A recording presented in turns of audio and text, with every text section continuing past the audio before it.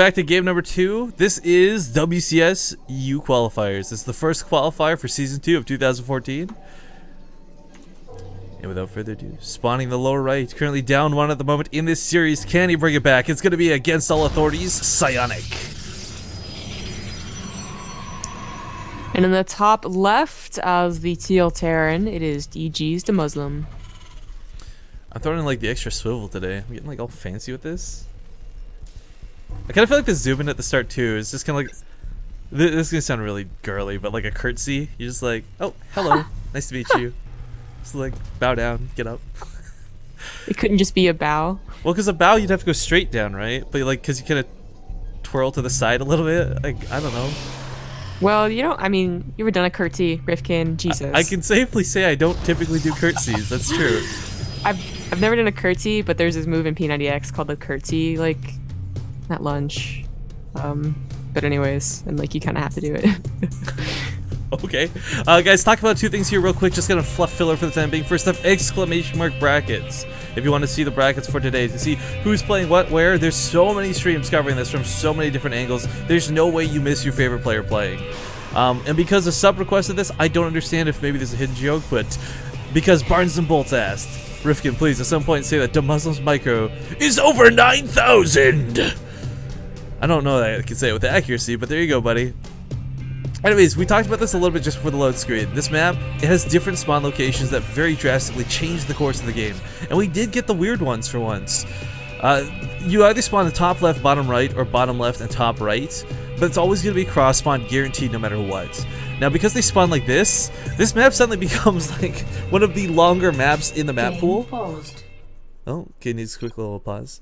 If you spawn in the other locations, there's kind of like this cool advantage of like maybe taking an island base, depending on whether you get a quick warp prism or maybe you used to lift off a command center there. But this, when spawn locations like this happen, the watchtowers actually become incredibly important as well. You really don't see these influence the other ones that much, but with such a big map and so much to miss, it's really important to hold those Zonagas. And can we talk as well about how stupid these third bases are? I don't like the season 2 third base motif that they've got going on, where they're all incredibly far away and almost impossible to take, it feels, but still needs to be done at some point. The game has to change, yo. Can no longer take these fast thirds. Well, that's kind of the interesting change, though, right? Because it's almost like a counterintuitive, like, okay, bigger maps, macro game, but harder to take thirds, so 2 base plays. Yeah. Which, I mean, I got no qualms with. We've seen some pretty interesting stuff that happened so far, and it's only been like the first couple weeks of the season. Well, Ryung showed us something really weird on this map, and then the next one, WCS wildcard qualifiers. He went for an all-in. You know, he got the third base, and then he didn't get the third base the next time. But he went for a 2-base all-in. He just stopped missing SCVs, stopped doing upgrades and stuff like that. And it was odd. But I'm wondering if it was like he was also really, really tired. I don't know if you heard, but like he didn't actually sleep or whatever. Yeah. And, That was so I don't know if it was because he was tired or if it was like because the third is so hard to keep. It's so disheartening watching Ryung's games. If you guys didn't see it, every game towards the end was pretty much him just barely, and I'm not exaggerating, just barely not being able to pull through. But Probe will get picked off. It's already put down the Stargate though, so I mean, we're going to see that proxy Oracle once again. Yeah.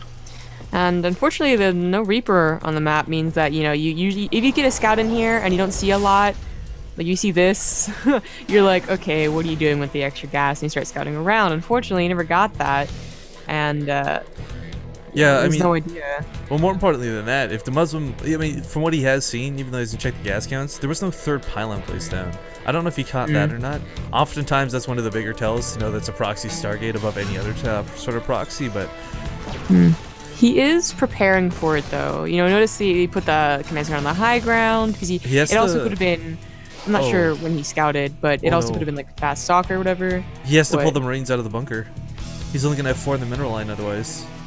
Oh yeah, that's a good point. I thought he would have 6, but he does have 6, but fast facts. Well, he does have 6, but they're not what they need to be. These first 2, this is gonna be good for Psionic so well because he just can't stop this now. Damage is gonna be done. The SVs need to be pulled.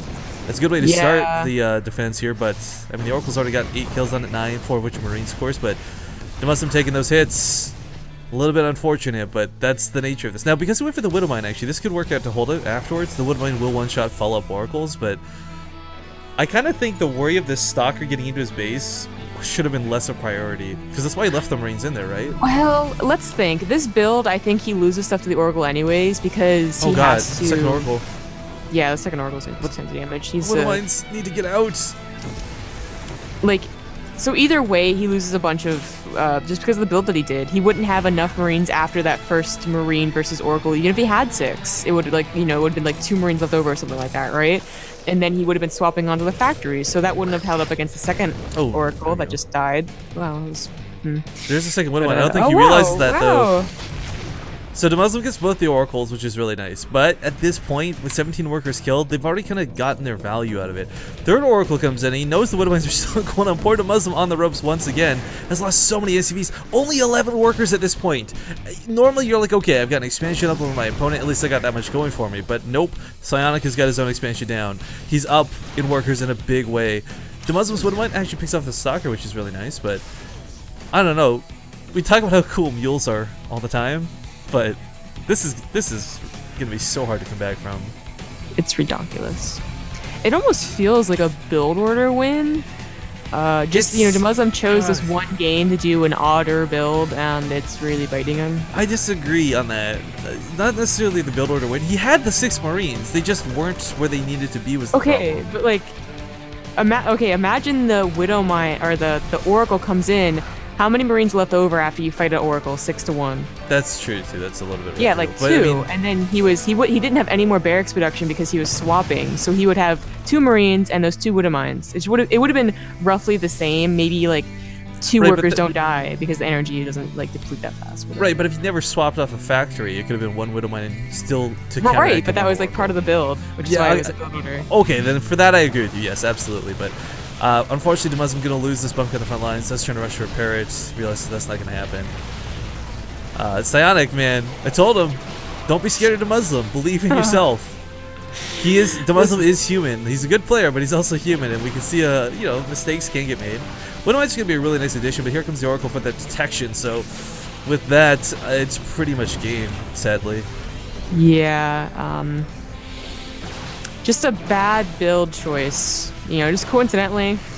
Well, I mean, you see some people, like Jockshi, he opens TVP almost the exact same way every single time. You know, 2 barracks, 1 reactor, 1 tech lab, and it prevents this specifically from happening. But, alright, GG is called Psionic. We'll take game number 2. That evens up the series 1-1, and even if you're not a Psionic fan, this should make you happy, because that means more Demuslim.